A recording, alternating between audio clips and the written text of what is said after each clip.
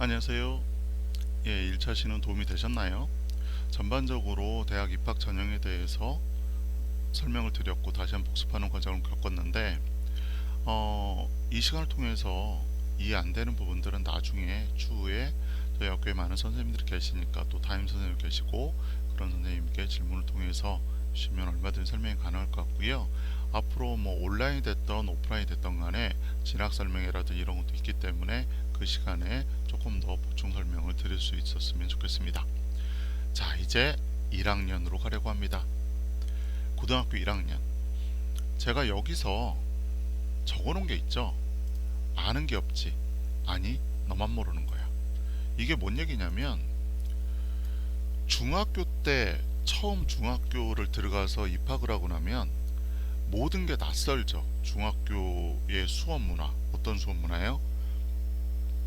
모든 과목의 선생님이 다 다르죠. 초등학교 때는 한 담임 선생님이 다 가르쳐 주시잖아요.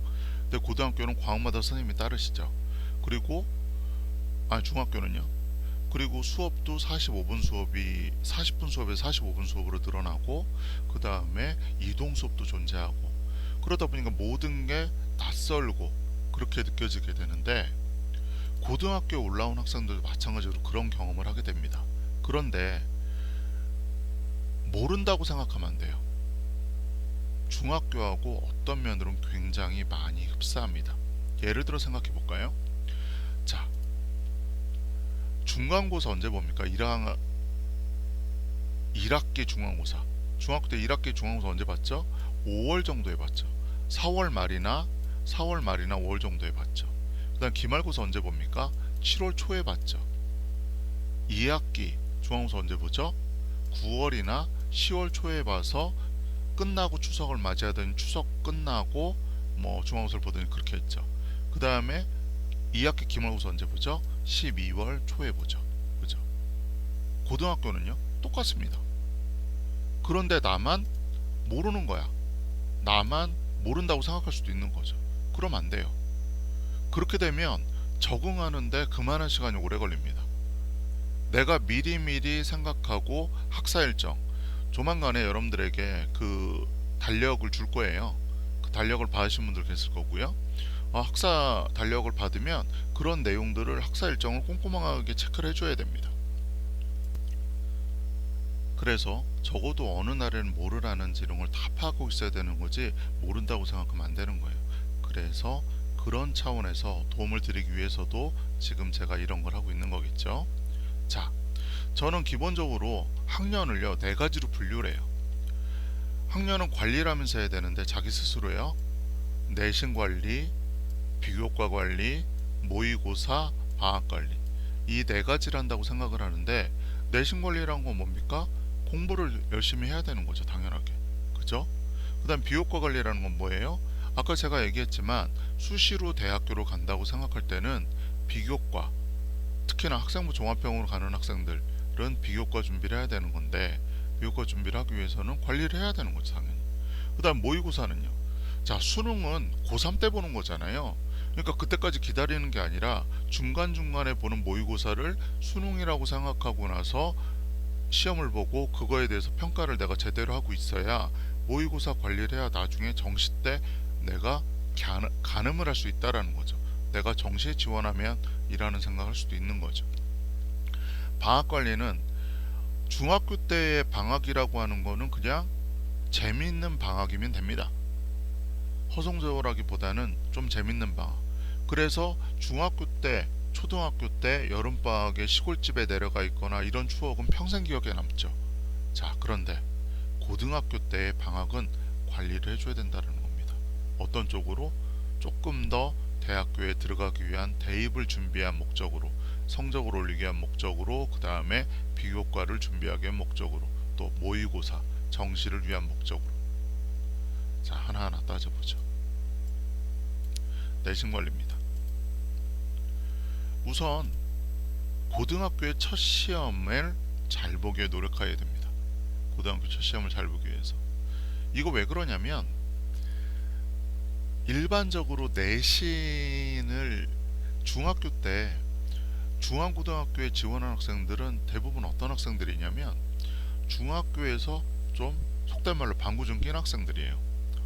선생님들한테도 너 공부 좀 하는구나, 또는 친구들한테도 쟤 공부 좀 하는 애야, 또는 선생님들한테 너는 나중에 이거 해라, 왜? 성적이 되는 친구니까 라고 하고 그런 얘기도 많이 들었을 겁니다. 물론 그렇지 않은 학생들, 성적이 낮은 학생들도 지원했겠지만 그런 학생들도 첫 시험을 잘 보기 위해 노력을 해야 되는, 왜? 중학교 때 모든 성적은요 이미 중학교 졸업과 동시에 클리어 됐습니다. 그 중학교 때 여러분들의 행동, 성적, 생활 습관 이런 것들은요 전혀 고등학교에 반영이 되지 않습니다. 대학교 입학이라고 하는 것은 오로지 고등학교에서 생활한 거와 성적만 가지고 판가름하는 거죠. 그러니까 여러분들은 지금 똑같은 출발선상에 서 있는 거예요. 그러니까 여기서 누가 더 열심히 하고 안 하냐의 차이가 있는 거죠. 매우 열심히 해야 됩니다. 단순하게 중학교 때보다 조금 더 열심히 해야 된다, 이렇게 생각하시면 안 된다라는 거예요. 그래서 첫 시험을 정말 잘 보기 노력을 해야 된다. 그 다음에 자기주도 학습 습관 들이기. 왜 자기주도 학습에 대한 습관을 들이라는 제가 얘기를 하냐면, 자, 고등학교 공부는 마라톤이라고 생각하시면 돼요. 내가 컨디션 좋을 때 바짝 했다가 컨디션 안 좋으면 좀 쉬었다가, 또 컨디션 좋으면 또 바짝 했다가, 안 그러면 시험 기간 되면 또 바짝 했다가, 시험 기간 아니면 좀 쉬었다가, 이렇게 한다라고 그러면 좋은 결과를 얻어낼 수가 없어요. 고3 때까지 뛰는 마라톤하고 똑같습니다. 마라톤 뛸 때 가다 쉬다 못 뛰어요. 나중에 중도 포기해버립니다. 그게 아니라 내가 천천히 가건 빨리 가건 내 템포를 계속 유지하면서 끝까지 완주라는 게 중요한 거거든요.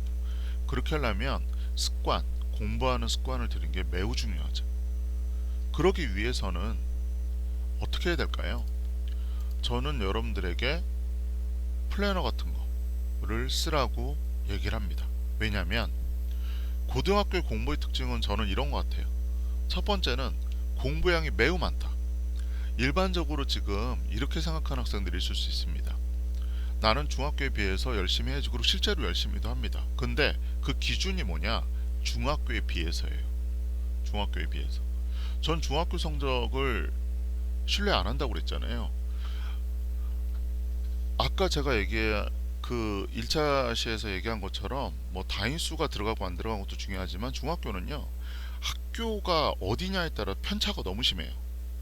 지역이 어디냐, 그 다음에 그 해 들어온 학생들의 수준이 어땠냐에 따라서 편차가 너무 차이가 납니다. 그렇기 때문에 중학교를 기준 삼아서 고등학교 공부량을 정하면 안 돼요. 그냥 월등하게 많다, 내가 중학교를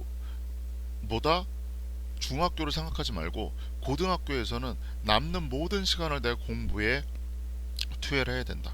그래서 첫 시험을 잘 보기 위한 노력을 하고 그 많은 공부량을 가지고 꾸준하게 마라톤을 뛰어서 고3까지 가는 것이다. 그 다음 공부의 난이도가 높다는 건 뭐냐면, 중학교 때는요 학교마다 난이도가 차이가 큽니다. 어떤 학교는 학생들의 수준이 조금 낮다라고 그러면 시험을 쉽게 냅니다. 그러니까 어떤 경우에는 나는 그냥 학교 생활 수업만 열심히 들었는데 성적이 잘 나왔다, 그런 생각이 들 수도 있는 거고요. 근데 어떤 학교는 매우 열심히 해 성적이 잘 나오는 경우도 있는데, 공부의 난이도가 높다는 건 뭐냐면, 고등학교는요 기준점이라는 게 있어요. 어떤 기준점? 수능이라고 하는 기준점이 있습니다. 그러니까 수능보다 그렇게 높게 그렇게 낮게 못 내요. 수능 정도 위주로 낼 수 있다라는 거죠. 그렇다고 따지면 처음에 고등학교 시험 문제를 맞이하게 되면 이런 생각을 할 수도 있어요. 내가 여태까지 공부한 것보다 훨씬 더 높은데? 라고. 그래서 그렇게 하려면 어떻게 합니까? 공부를 하면서도 굉장히 많은 다양한 문제풀이를 해야 돼요. 다양한 문제풀이를 해서 그 문제를 내가 다 습득을 할 수 있으려면 그 내용들이 내게 될 수 있는 거죠. 자, 그렇게 하려면 계획을 안 세우고 될 수 있을까요? 힘듭니다.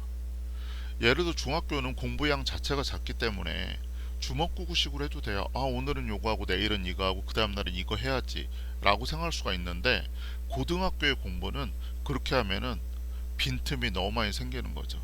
그리고 그 빈틈이 성적의 하락 요인이 될 수도 있는 거고, 아까 내신 9등급제는 구간 점수라고 그랬잖아요. 사실은 내가 등급의 가운데 구간 중에 가운데 있으면 모르지만 구간의 경계선에 있다고 생각해 보세요. 그 빈틈이 등급 하나를 내리는 결과도 만들어낼 수 있는 겁니다. 자, 이번에는 야간 자율학습 참여하기. 자, 야간 자율학습 참여하기를 왜 제가 얘기하냐면, 공부라고 하는 거는요, 동선을 줄이는 게 굉장히 중요합니다. 동선을 줄인다는 건 뭐냐면, 기숙사 같은 경우에는 기숙사 중앙고등학교 안에서 교실, 기숙사, 식당, 교실, 기숙사, 식당, 이게 다잖아요. 가끔가다 운동장, 가끔가다 화장실 뭐 이런 것도 있겠지만 어쨌든 간에 학교 안에서 모든 게 끝나잖아요. 동선이 그만큼 줄죠. 그러면은 기숙사 아닌 학생도 마찬가지죠. 자율학습실을 이용해서 최대한도로 거기서 늦게까지 최대한도로 집중을 해서 공부를 하다가, 그 다음에 학원이라든 이런 게 필요하다 그러면 학원들은 언제 뭐 주말을 이용해서 한다든가, 이렇게 해서 내가 최대한도로 길에서 뺏기는 시간을 줄이면서 공부하는 게 매우 중요하다는 겁니다. 자, 그리고 짜투리 시간의 활용 계획. 제가 보기에는 최상위권 학생들하고 그 밑에 급의 학생들의 가장 큰 차이는요, 짜투리 시간을 활용하느냐 그렇지 않느냐에 가장 큰 차이점이 있습니다. 쉽게 얘기해서 짜투리 시간이라는 게 뭐냐면, 쉬는 시간, 점심시간, 이런 시간들이 있는데 이런 시간들을 어떻게 보낼 것인가, 이게 매우 중요하다는 거죠. 왜 내신 관리를 제가 첫 번째 관리 목적으로 내놨냐, 모든 수시 전형에는요 내신이 다 포함돼요. 학생부 교과는 내신을 보는 게 가장 주 목적이잖아요. 또 학생부 종합형은 내신과 비교과를 보는 거잖아요. 논술도 논술을 보지만 내신 들어갑니다. 그리고 서울대 정시에서 수능뿐만 아니라 내신도 집어넣는다는 얘기가 지금 있죠. 지금 신입생들 경우에는요. 그죠? 그런다고 한다면 결국은 모든 곳에 내신이 들어가는 거기 때문에 내신을 무시할 수 있는 입장이 아닌 거죠.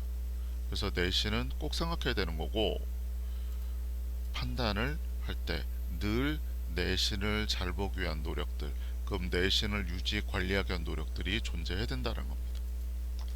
또한 중학교의 공부학을 버려야 된다는 거 하나 얘기하고 싶은데요. 중학교와 고등학교의 가장 큰 차이점은, 중학교는요 시험 범위를 외우듯이 공부한다는 거예요. 그 다음에 학원의 계획대로 공부한다는 겁니다. 근데 고등학교는요 개념에 적용을 해야 돼요.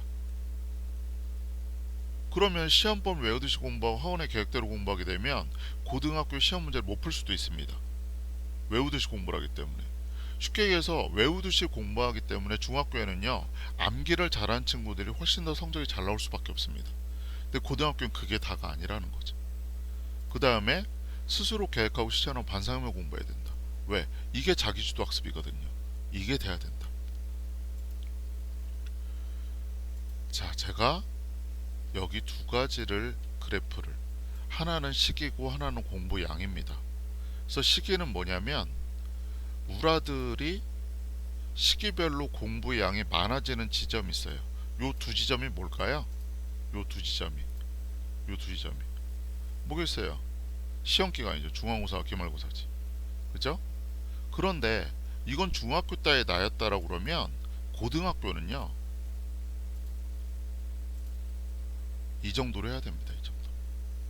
쉽게 얘기하면 뭐냐면, 여기 보시면 중학교 때 가장 공부를 많이 했던 그 시험기간의 시점과 평소에 가장 나은 시점이 그렇게 차이가 별로 없어야 된다는 거예요. 그렇게.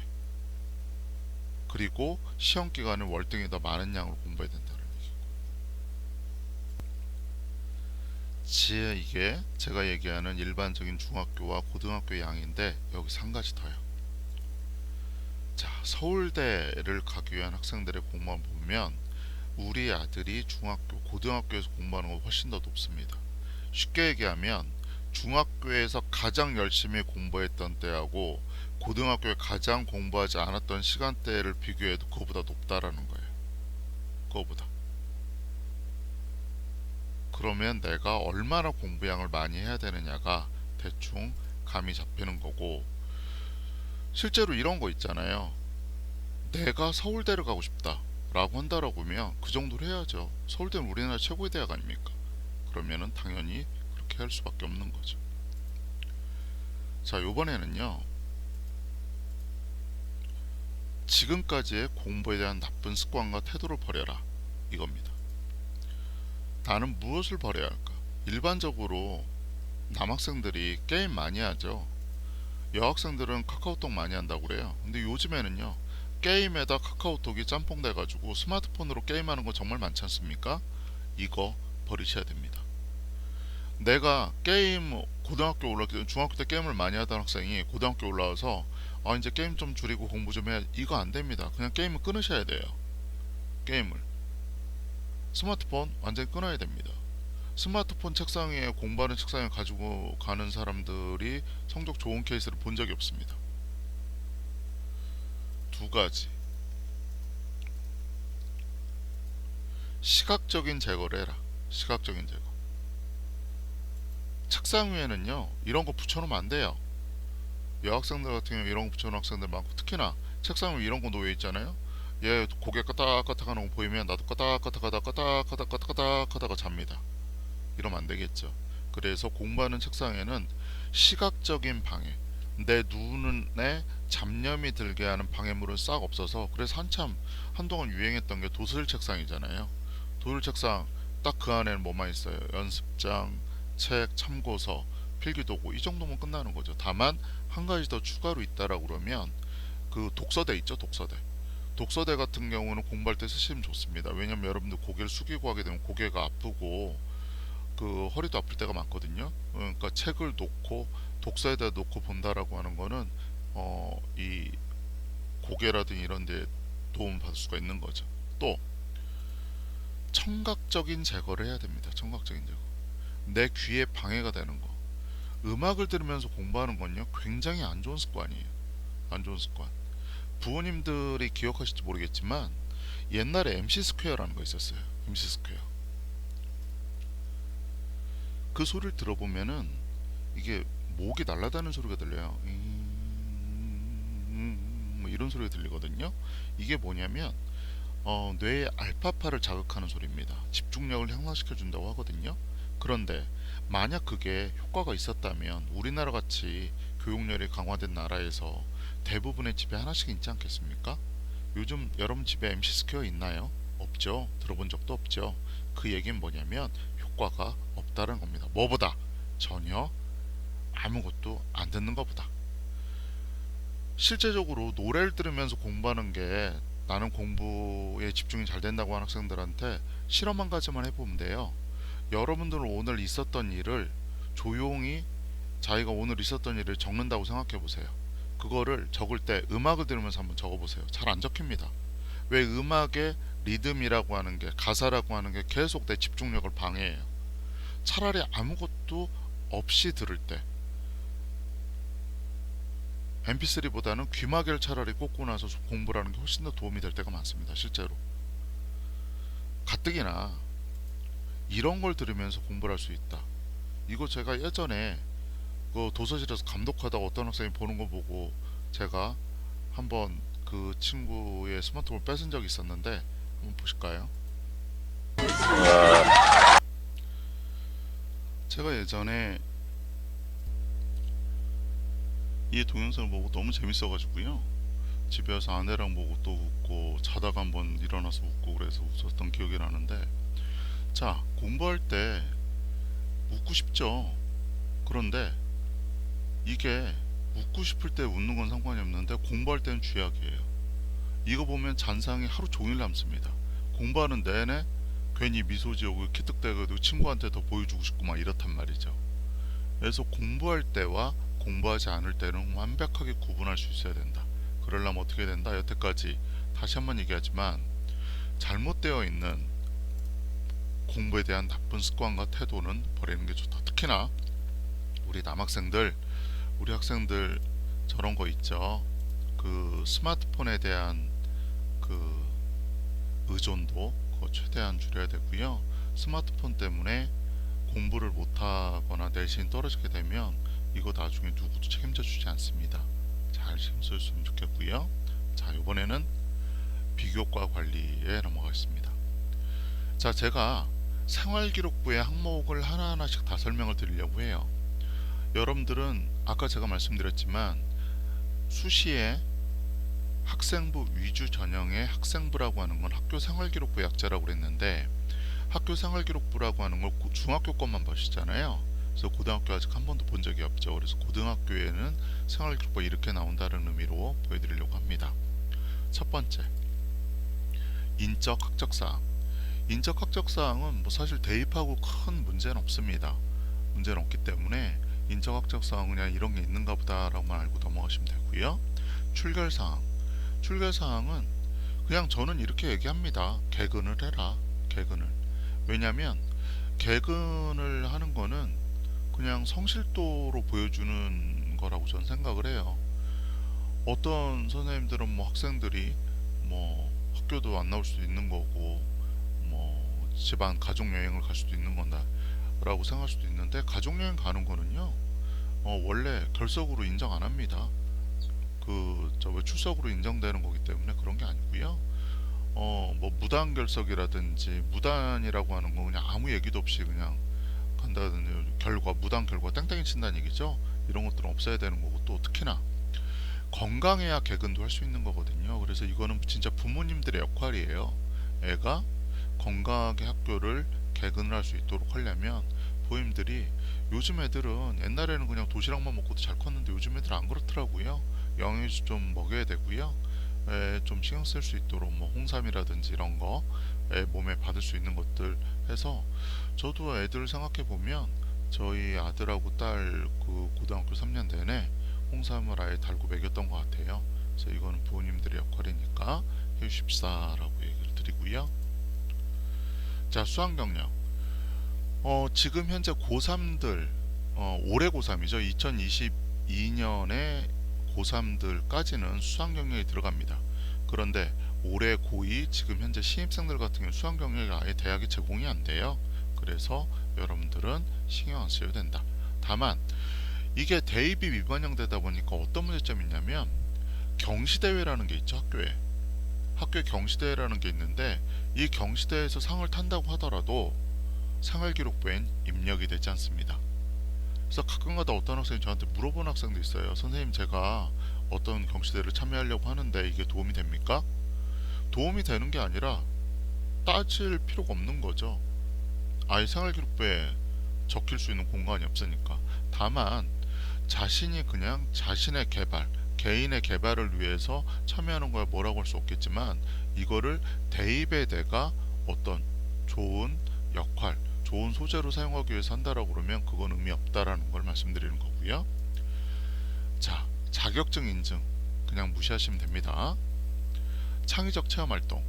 창의적 체험활동 중에 아마 예전에 아드님이나 따님을 고등학교 생활을 하셨던 분들은 자동봉진이라는 말을 들어보셨을 거예요. 자동봉진.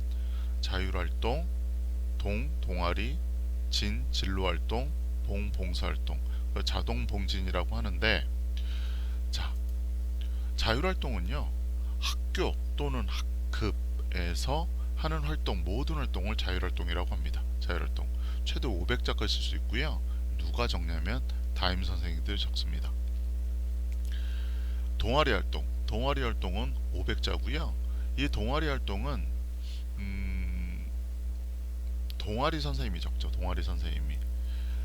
그런데 요거는 한번 따져보셔야 되는 게, 동아리를 선발하는 때가 있어요. 동아리를 언제 선발하냐면, 아마 여러분들 입학하시고 나서 입학을 하셨으면 다음 주 정도에, 다음 주나 다다음 주 정도에 동아리에 대한 설명을 할 거고, 그리고 토요일이나 일요일을 통해서 온라인으로 동아리를 선택하는 시간을 가질 겁니다. 이럴 때 이 동아리를 뭘로 선택하느냐? 중학교 때는 동아리는요, 흥미로 많이 선택하는 경우가 많고 그냥 내가 재밌어 하는 것들 위주로 선택하는 경우가 많은데, 고등학교의 동아리는요, 가급적이면 자기의 진로나 진학 방향과 맞춰서 선택하는 게 좋습니다. 근데 문제는 뭐냐면, 동아리가 몰리는 동아리 있고 몰리지 않는 동아리가 있고 그래요. 그러다 보니까 내가 최대한도로 내 진로에 맞춰서 또는 내가 어떤 걸 키우겠다, 리더십을 키우겠다, 안 그러면은 뭐 다른 능력을 키우겠다라고 하는 부분이 있다라고 그러면 적성을 키우는 위주로 동아리를 잡으시되 1순위, 2순위, 3순위를 정해놓는 게 좋습니다. 그래서 1순위를 선택을 해서 신청을 해서 면접을 보는 동아리도 있고 면접을 보지 않는 동아리도 있거든요. 그 면접을 봐서 합격을 하면 최종 합격이 되는 거고, 안 된다 그러면 빨리 2순위로 가서, 2순위 안 되면 빨리 3순위로 가서 적어도 1, 2, 3순위 정도는 동아리별로 내가 마음속으로 선택을 해놓는 게 중요하다. 자, 그 다음에 진로활동이라는 게 있는데, 진로활동은요 1학년의 경우에는 진로활동 수업을 제가 진행을 합니다. 그래서 가급적 학생들의 학과라든지, 작년에는 직업을 위주로 수업을 많이 진행을 했는데 올해는 학과를 선택하거나 학과에서 얻을 수 있는 직업들을 찾아보는 시간으로 많이 활용을 하려고 하고요. 그 시간을 이용해서 지금 부모님들께 설명드리고 있는 이런 내용들도 학생들에게도 똑같이 설명을 할 겁니다. 그리고 또 자기주도 학습이라든지 이런 것도 설명을 하려고 합니다.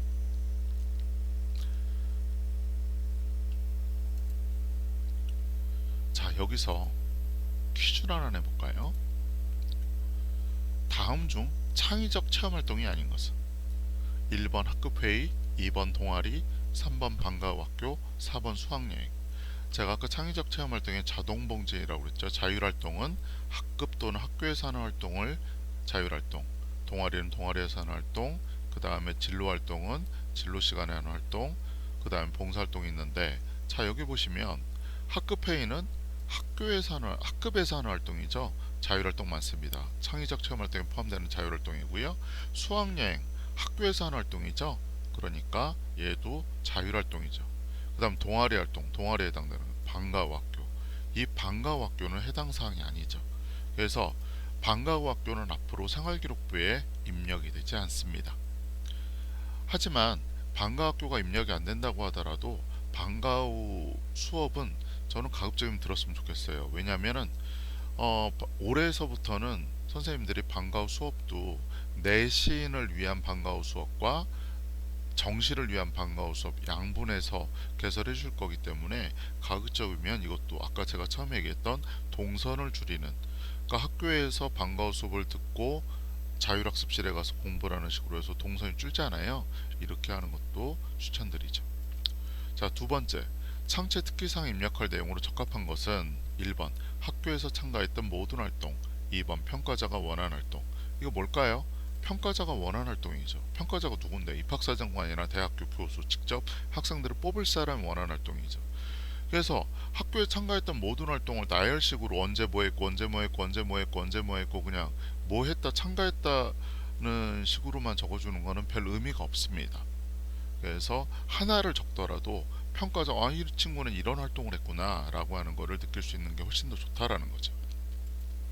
세 번째, 다음 중 평가에서 중요한 것은 180단위의 교과라는 게 뭐예요? 성적이라는 거고요. 24단위 창의적 체험활동, 당연히 180단위 교과.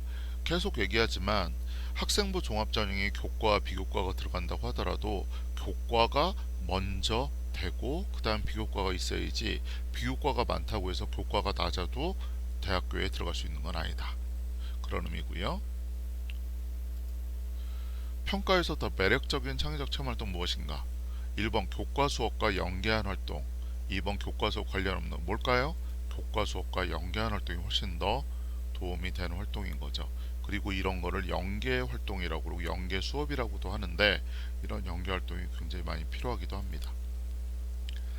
자, 창의적 체험 활동 이랬고요. 그 다음에 아까 제가 자동봉진이라고 그랬는데 봉사활동을 얘기를 안 했어요. 봉사활동은요, 올해서부터 지금 신입생서부터, 신입생이 아니라 지금 2022년에 고2서부터는 봉사활동이요, 개인 봉사활동은 대학에 미제공되고요, 학교 단체 봉사활동만 대학에 제공이 될 수 있습니다. 학교 단체 봉사활동만 대학에 제공이 되기 때문에 이거는 대학에서 거의 반영을 안 한다고 보시면 되는 거예요. 개인 봉사활동은 대학에 미제공되고 꼭 기억하셔야 됩니다. 어떤 학생들은요, 아직도 봉사활동 막 100시간 200시간 하면 대학에 가기 쉽다고 그렇게 얘기하는데 그것도 이미 오래전에 없어진 전형입니다. 다시 말하지만 개인 봉사활동은 대학에 미제공되기 때문에 개인 봉사활동을 대학에 가기 위해서 준비하는 것은 의미가 없다. 다만 가족들 따라서 그냥 내가 좋아서 하는 봉사활동 있죠. 이거를 뭐 하라 마라 뭐 이렇게 할 수는 없는 거죠. 이거는 개인의 판단이니까. 자, 이번엔 교과학습 발달 상황입니다. 교과학습 발달 상황이 생활기록부에 들어가 있는 거 이게 바로 뭐죠? 교과입니다. 학습 발달 상황 빼고 교과. 그리고 다른 말로 하면 내신이라는 거고요. 그래서 내신 9등급제에서 실제로 나오는 성적이라는 걸 의미하는 건데요. 여기 보시면 석차 등급이 나오는 점수가 있고 철학 같은 경우에는 P라고 적혀 있죠. P. 자, 내신이 등급이라고 하는 게 1등급, 3등급, 2등급, 1등급 이렇게 등급이 나오는 과목들은 다 내신에 포함되는 과목들입니다. 하지만 P라고 하는 거는 이수, 미이수라고 그래서 이거는 내신에 포함되는 과목이 아니에요. 그러니까 내가 뭐는 내신에 포함되고 뭐는 내신에 포함되지 않냐를 따져볼 때 가끔가다 어떤 학생이 정보하고 한문도 내신에 들어가면 당연히 들어가죠. 왜? 등급이 존재하잖아요. 여기 보면은 등급이 존재하지 않습니까? 그럴 이것도 중요하다. 그 다음에 교과학습 발달 상황만큼 중요한 비교과가 있습니다. 뭐냐면 이거를 다른 말로 세부능력 특기사항 또는 세특이라고 하죠. 세특. 정확히는 과목 세부능력 특기사항이라고 하는데 이 세특이 비교과 중에서 가장 중요하다고 할 수 있어요. 가장 중요하다. 그래서 이 세특에 대한 내용들하고 중앙고등학교 선생님은 굉장히 많이 적어주시는 페이지죠. 세부능력 특기사항은 성적이 1등급이라면 1등급 중에서 어떤 1등급인지 이게 뭔 얘기냐 이런 거예요.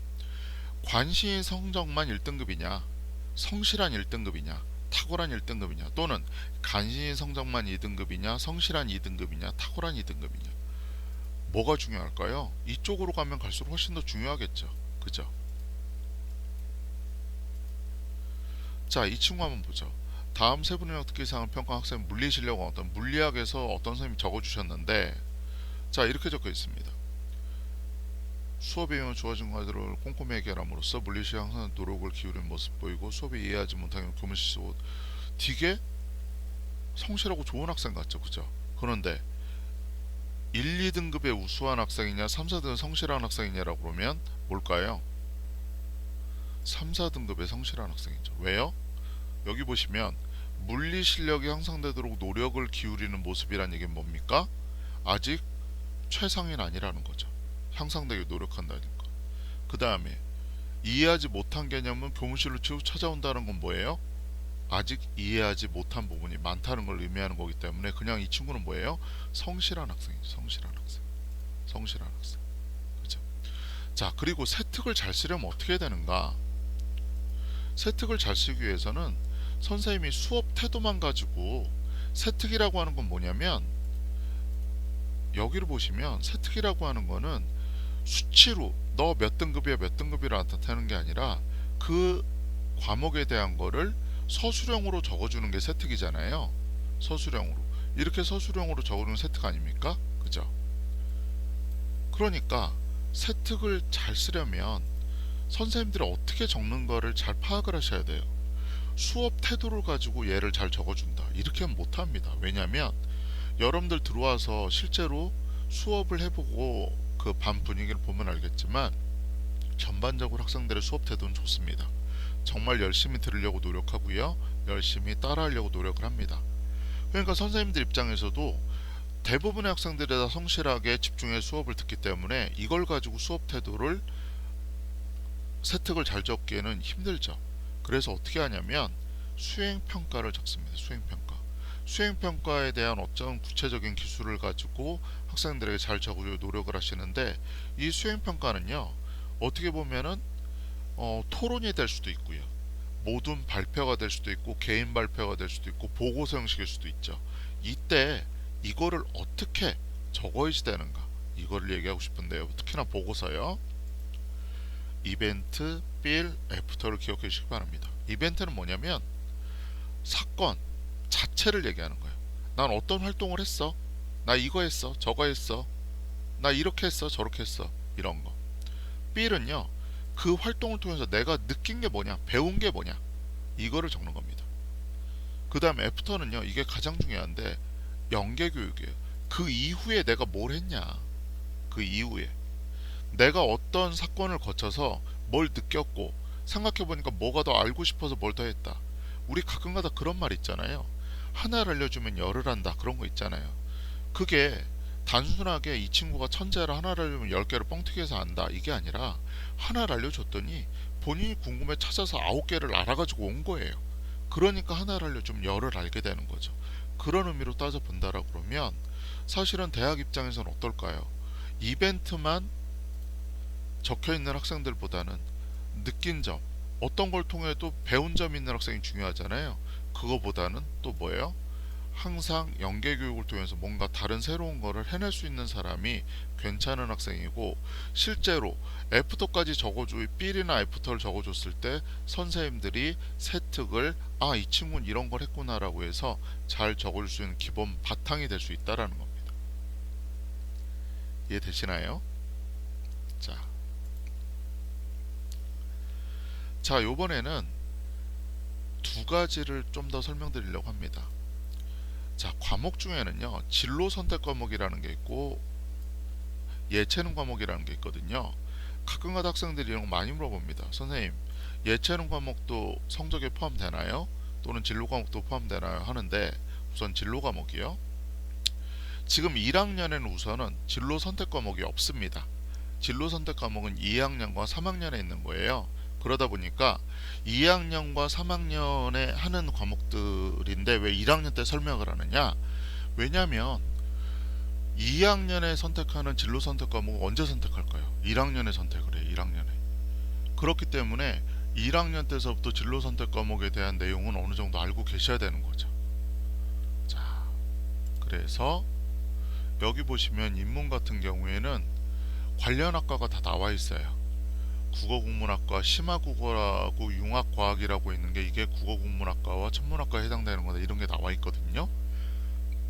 이건 어디 나와 있냐면 서울연구정보원이라는 곳이 있습니다. 여기에 진로선택 과목 안내서라는 게 있어요. 교육청 홈페이지에도 있습니다. 진로선택 과목 안내서라는 걸 참조하시면 될 것 같고요. 자, 성적은 이렇게 나옵니다. 이게 2학년 경우인데 2학년 어떤 학생의 경우인데요. 자, 심화국어라고 하는 선택 과목이 단위수가 3단이고 성취도는 A입니다. 뭐죠? 9등급제가 아니에요. 진로 선택 과목은요. 뭐 A, B, C로만 나옵니다. A, B, C로만 나오고 내가 A라고 했을 때 구간만 나와요. A는 72% 안에 들어갔다. 그 다음 얘는 A인데 20.7% 안에 들어갔다. 쉽게 얘기하면 진로 선택 과목에서 A를 맞는 게 쉽다 어렵다? 9등급제보다 훨씬 더 쉽죠. 왜냐하면 이 과목 같은 경우는 72% 안에만 들어가면 A니까. 그죠? 그런데 이거를 대학교에서는 반영하는 곳이 있습니다. 반영할 곳이 있기 때문에 가급적이면 진로 선택 과목은 어떻게 해야 돼요? A를 맞으려는 노력을 하셔야죠. 왜냐하면 9등급제보다는 따기 쉽잖아요. 그러니까 조금 더 여유스럽게 공부를 한다고 하더라도 이거는 꼭 A를 맞기 위한 노력을 하셔야 된다는 거고요. 그 다음에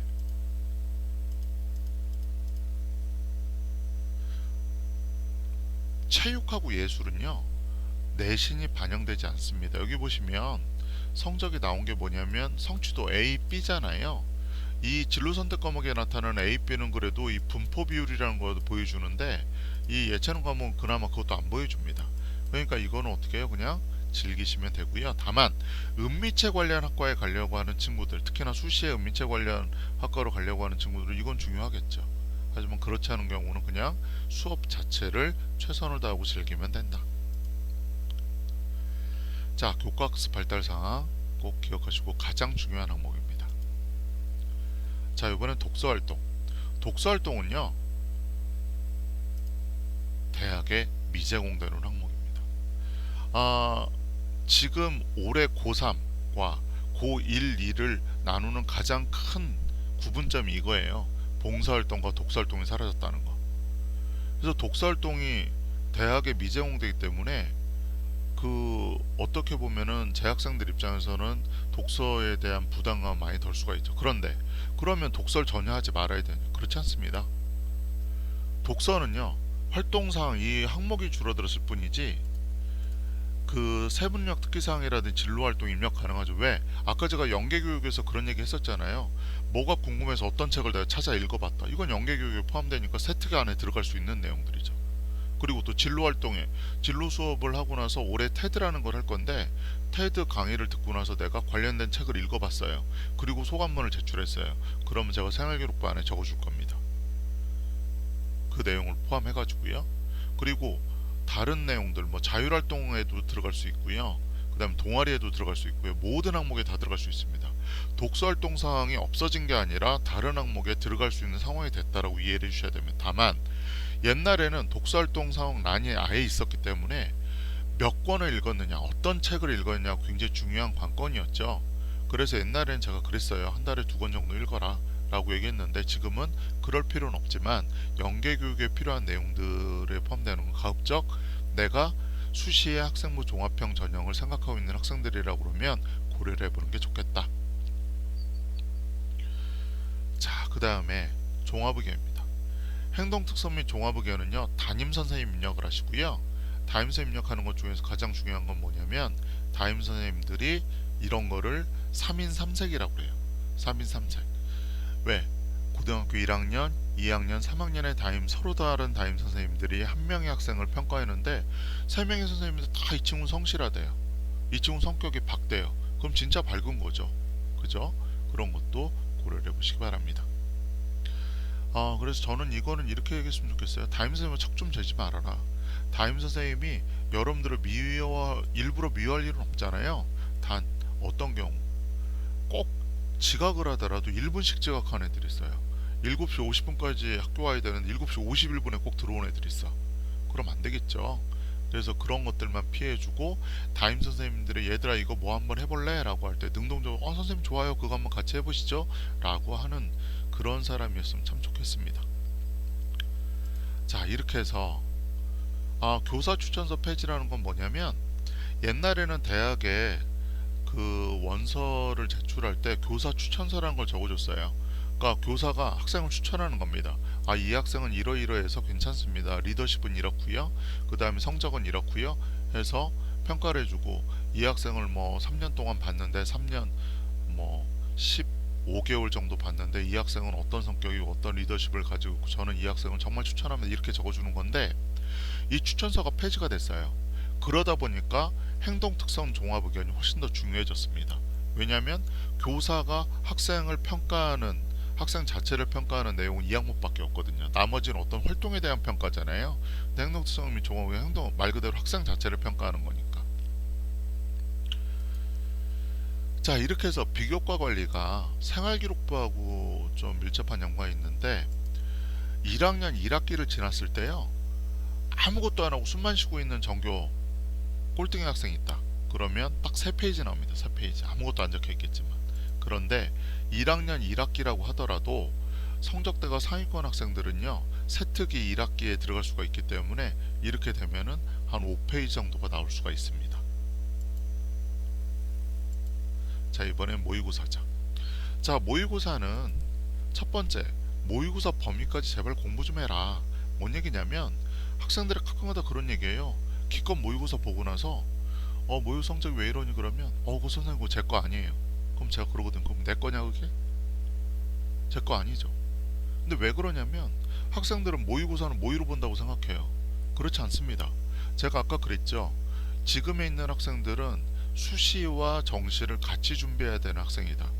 왜? 수시에 간다고 하더라도 수능 체제를 잡아야 되는 거고, 정시로 간다고 하더라도 수시 때 어느 정도 대학을 수시를 만약에 정시에 지원하는 학생들이 수시를 지원할 때도 있거든요. 그러면 수시 때 어느 정도 대학을 지원할 수 있는지를 뭐 가지고 알아요?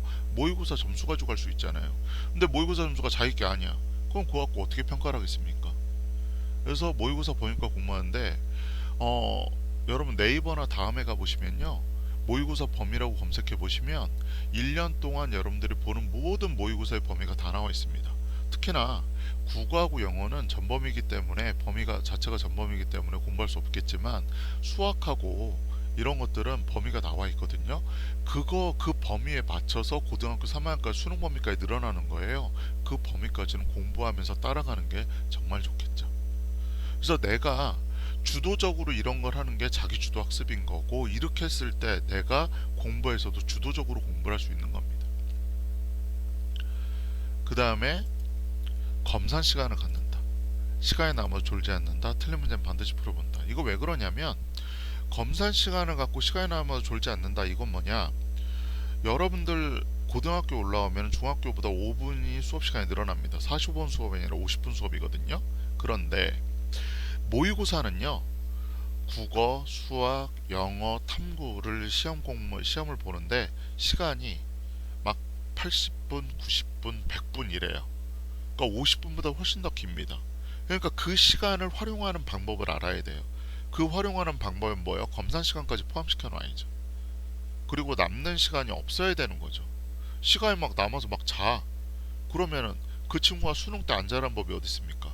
아, 선생님 수능은 다르다고요? 왜요? 사람이 같은데 그런 일이 왜 벌어집니까? 모의고사 때 자는 학생은요, 수능 때도 잠이 올 수 있어요. 그게 맞는 거죠, 논리적으로. 그죠? 그 다음에 모의고사 문제는요, 매우 질이 좋아요. 질이 좋다는 게 뭐냐면, 문제가 잘 만든 문제라는 거예요. 그렇기 때문에 여기서 틀린 문제는요, 반드시 다시 한번 풀어봐라. 왜? 나중에 이게 시험 문제로 나올 수도 있고요, 정규고사 시험 문제로 나올 수도 있고, 다른 그 유형을 조금 바꾼다고 그러면 조금 응용을 해서 다른 문제로 나올 수도 있기 때문에 틀린 문제는 반드시 풀어봐서 적어도 모의고사는 이렇게 해서 정리를 하고 넘어가라. 자, 이게 뭐냐면 정시에 대학을 갈 때 퍼센티지거든요. 정시에 대학을 가려면 수능을 봐서 스카이에 가려면 전국 3% 안에 들어야 됩니다. 전국 3%. 4%까지가 1등급이잖아요. 1등급 4개 가지고 안 돼요. 3% 안에 들려면 더 잘 봐야 된다는 겁니다. 그 다음에 카포 유지가 뭐냐면 그 특수목적대학교죠. 카이스트, 포스텍은 특목대는 아니라고 그랬습니다. 유니스트, 지스트, 요즘 디지스트까지 끼죠. 그래서 3.5%. 그 다음 의치항까지가 4.5%, 서성하니까지 이화여대는 못 가는 대학교 74%, 7.4%, 중경외시까지가 9.9%, 건동홍이 12.9%. 그 다음에 인서울 할래도 20.1% 안에 들어야 돼요.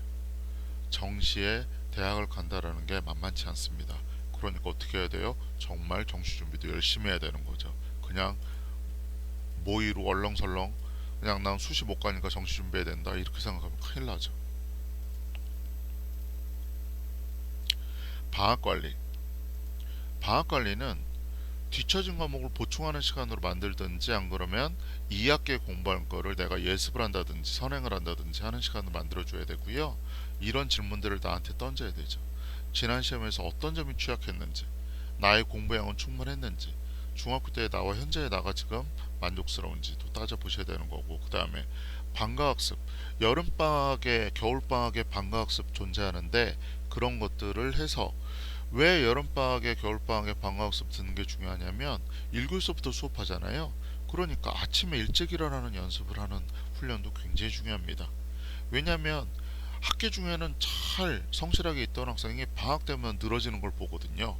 특히나 코로나 때 온라인 수업하고 온라인 수업하지 않을 때 따져보면 그런 경우 많거든요. 그런 것도 정말 따져보셔야 된다는 얘기죠. 자, 이렇게 해서 1학년 한번 정리를 했고요. 자, 이번에는 마인드맵으로 다시 한번 아까처럼 정리를 한번 해보죠. 자, 1학년 같은 경우에 4가지의 관리가 필요하다고 그랬습니다. 내신 관리, 비교과 관리, 그 다음에 방학 관리, 그 다음에 모의고사 관리. 모의고사 관리가 좀 더 위겠네요. 그죠? 자, 이렇게 해놓고 나서 내신 관리는 맨 먼저 해야 되는 게 뭐죠? 고등학교 공부의 특징을 잘 파악을 해야 된다. 고등학교 공부의 특징은 뭐다? 공부의 양이 매우 많다. 그 다음에 공부의 난이도가 높다. 때문에 공부량이 매우 많은 거는요, 플래너 같은 걸 이용하든지 해서 자기주도 학습 능력을 키워야 돼요. 계획을 세우고 공부를 한다, 실천한다. 왜냐면 공부량이 많기 때문에 적은 거는 뭐 그냥 이거 하고 이거 하고 이거 하면 되겠다라고 할 수 있겠지만, 양이 많을수록 계획을 세우지 않고서 절대로 이거를 해결할 수가 없는 거죠. 어떤 학생 선생님 전 플래너 써본 적 없는데요. 안 써봤으니까 써보라고 임마 라고 전 얘기를 하죠. 그 다음에 공부의 난이도가 높다는 건 뭐냐면, 자, 지금 여러분들 앞에 볼펜 한 자루가 있다고 한번 생각을 해보세요. 볼펜을 들어서 눈앞에 한번 보고 계셔보죠. 자, 중학교 때는요, 볼펜에서 배우잖아요. 그러면 지금 보고 계신 딱 그 면, 볼펜이 보이는 면에서 시험에 나옵니다. 그러니까 수업만 잘 들으면 시험을 잘 맞아요. 그런데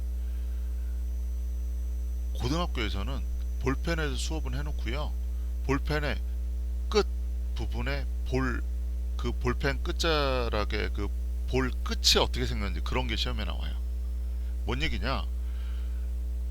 다양한 유형의 문제가 출제될 수 있다는 겁니다. 그럼 어떻게 해야 돼요? 문제를 많이 풀어봐야죠. 다양한 문제 풀이를 해서 응용 능력을 키워야죠. 응용 능력. 그렇게 하지 않으면 고등학교에서 내신 관리를 하기가 매우 어렵다. 그리고 어떻게 해야 돼요? 어떻게든 여러분들은 중간고사,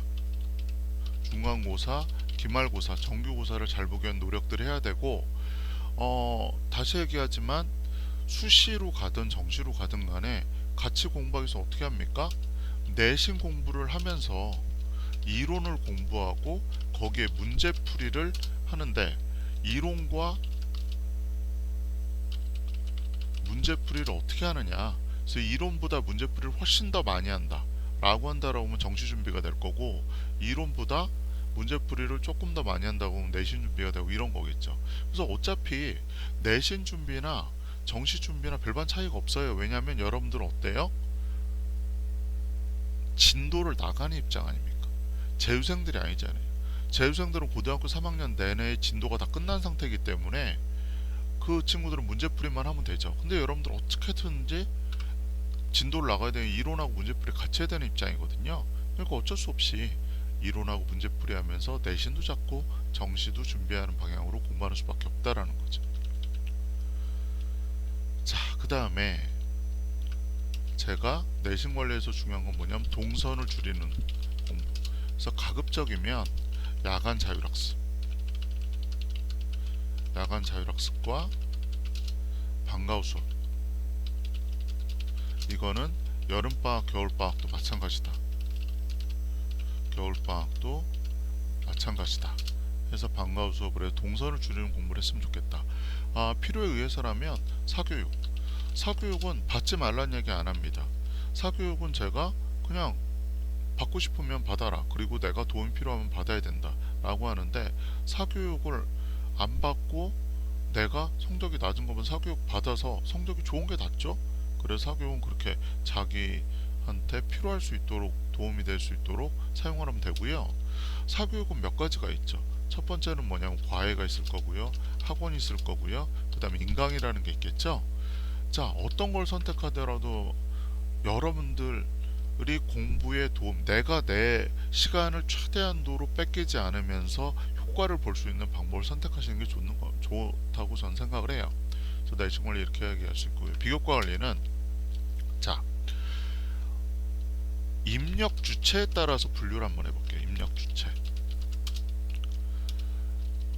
담임교사가 입력하는 게 있습니다. 그 다음에 동아리 교사가 입력하는 게 있어요. 그 다음에 교과 교사가 입력하는 게 있습니다. 담임 교사가 입력하는 가장 큰 건 종합의견이죠. 그 다음에 창의적 체험활동에 자동봉제, 자율활동, 동아리, 진로활동. 그 다음 동아리 교사 입력하는 건 동아리 활동이겠죠. 그 다음 교과 교사 입력하는 게 세부능력 특기사항이죠. 자, 가장 중요한 거는 세부능력 특기사항이죠. 세부능력 특기사항. 그래서 1순위는 얘입니다. 1순위 얘고요. 그 다음이 종합의견이고, 그 다음이 진로활동이고, 그 다음이 동아리고,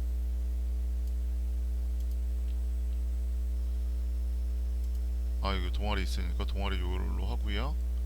동아리고 자율활동이고, 다만 동아리 활동은 동아리 교사가 적는다. 그 다음 진로활동은 1학년은 제가 입력을 많이 하고요. 담임 선생님이 추가로 입력을 해주실 겁니다. 자, 그렇게 본다라고 그러면 여기 있는데 이 중에 제일 중요한 건 뭐라고요? 세특이죠. 세특을 입력할 때 다시 한번 보고서 작성 시 세 가지 기억하라고 그랬습니다. 뭐요? 이벤트, 그 다음 빌, 애프터. 해서 이벤트는 활동 자체, 그 다음 빌은 느낀 점, 배운 점, 애프터는 연계 활동이고, 가장 중요한 건 독서 같은 거 이용하면 되겠죠. 그래서 이런 식으로 해서 내가 하나를 알려주면 열을 알게 되는, 또 하나를 알려주면 내 스스로 Y라는 질문을 던져서 새로운 거를 공부할 수 있는 주체적인 사람이다라는 걸 표현할 수 있는 내용이었으면 좋겠고요. 자, 모의고사 관리, 시간 관리를 잘해야 된다. 그 다음에 범위까지 공부하자. 특히나 뭐죠? 수학이 그렇다는 거고요. 방학 관리는 아까 그 시간 부족한 부분을 채울 수 있는 시간으로 마련하는 게 좋겠다. 어떻게 보면 어떤 학생은 선행학습하는 친구들도 있는데 상관없습니다. 하면 되겠죠. 자, 그렇게 해서 지금 1학년을 정리를 했습니다. 1학년도 했는데 그건 1시간 정도 설명이 된 것 같네요. 자, 지치셨죠? 저는 지금 2시간째 지금 넘게 설명하고 있습니다. 자, 저는 계속 할 테니까요. 부모님들은 조금 이 2차시까지 정리하고 나서 좀 쉬었다가 들으셔도 되고요. 좀 쉬엄쉬엄해서 어쨌든 강의 모든 건 다 드렸으면 좋겠습니다. 자, 2차시 강의 여기까지 하겠습니다. 감사합니다.